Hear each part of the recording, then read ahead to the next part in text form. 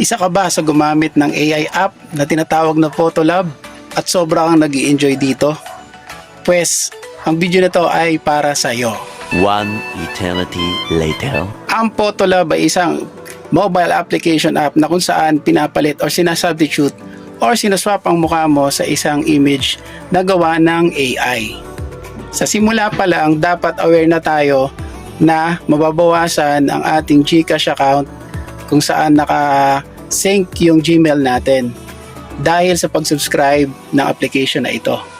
Kung ang ginamit mo ay free trial ng 3 days, safe pa ang account mo sa GCash na nakasync sa Gmail mo. However, make sure na unsubscribe mo na ang application na Photolab mula sa iyong Gmail account. Kung paano, sundan nyo ang video.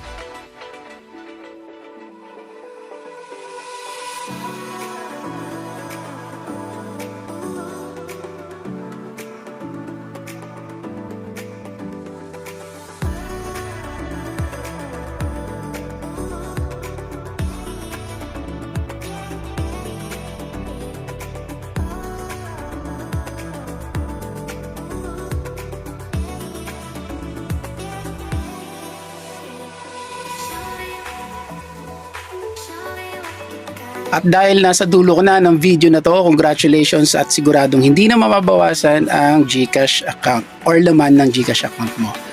Make sure lang na natanggal mo na talaga yung subscription ng iyong Photolab application or AI app na Photolab.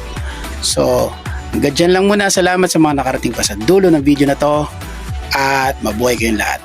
Maraming salamat!